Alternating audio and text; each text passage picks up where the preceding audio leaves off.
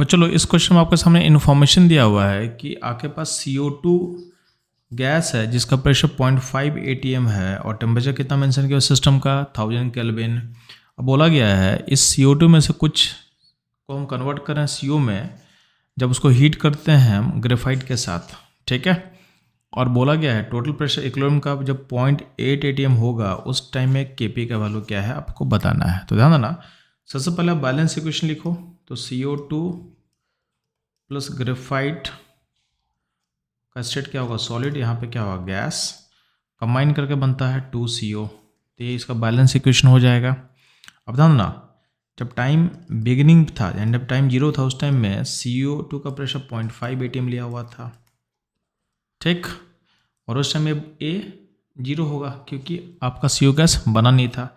जब time T पे reaction जब स्टार्ट हुआ तो मान लेते हैं यहाँ से कुछ प्रेशर डिक्रीज हुआ होगा, यानी कुछ CO2 कन्वर्ट हुआ होगा CO में। तो मान लेते हैं यहाँ से -P यानी कुछ प्रेशर डिक्रीज हुआ होगा, तो यहाँ पे 2P प्रेशर बना होगा, ठीक। अब इन दोनों का जो सम होगा, ये वैल्यू दिया हुआ है तो इनका सम क्या होगा, तो -0.5 -P।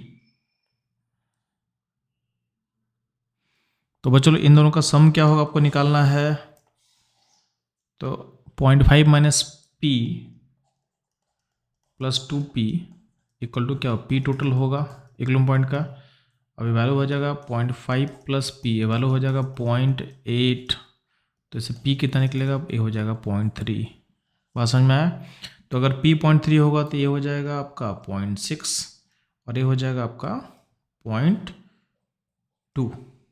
बात समझ में आया। ये दोनों क्या होगा ATM में होगा।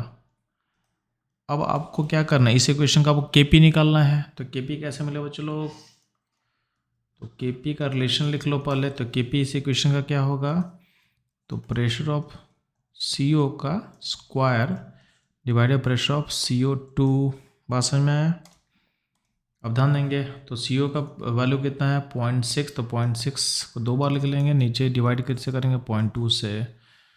तो ये 3 बार में कटेगा, वैल्यू कितना हो जाएगा 1.8, यानी Kp का वैल्यू निकल के इतना जब चलो ये हो जाएगा 1.8, यानी आंसर जो होगा 2 हमारा करेक्ट आंसर होगा।